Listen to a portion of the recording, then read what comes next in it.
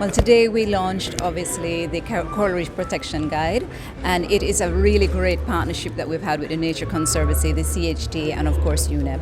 This is really a wonderful time for us to be pushing this guide out, which will provide our membership and all of the Caribbean with a resource to help us preserve and restore the coral reefs. The coral reefs are an integral part of our tourism product, but it's also an integral part of our communities, and it's with the coral reefs that we have been able to defend our islands against the ravages of storms and hurricanes. And of course they provide our wonderful beaches, but they're also an attraction for visitors and locals alike to enjoy.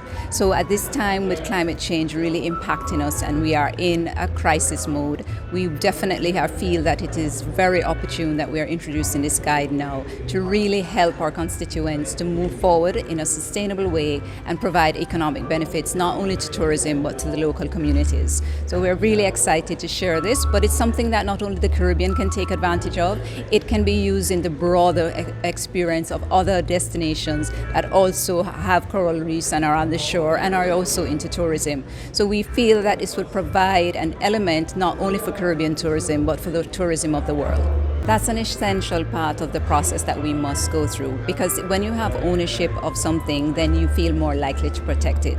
So what we are doing is creating opportunities so that the visitors can interact with the coral reefs, but not in the usual way just by looking at it, but also by developing it, restoring it, and being a part of the solution.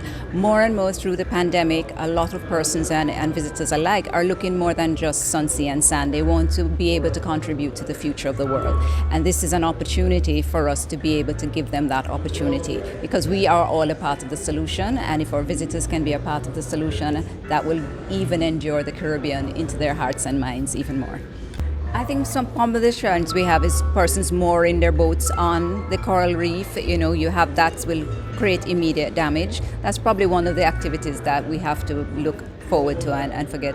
There is spearfishing, there are different activities that, overfishing of the reefs, which of course the coral reefs are there to protect the young fish and ensure that the population grows. So, we also have persons in the past who used to take the coral to make craft, and that's something we have been able to over the years to dissuade our nationals from, that this is to protect us so you don't remove the coral from its environment, because it is going to protect you and you can look at it, but please don't destroy it. So that's very important. If we had no coral reefs, we would be in a really bad way, because we'd lose our beaches, we'd lose fish, we would lose so much, and we would have less, if not no protection from storms and hurricanes. So if we think the climate change is bad now in terms of the rising sea levels, if we don't have the reef to protect us, then it would even be worse. We just find our beaches disappearing, all of the activities around that kind of life that supports tourism would disappear. So it's integral to our success and our continued growth as a region, not only from the tourism perspective, but from the livelihood of the local communities, that we protect our coral reefs. Absolutely.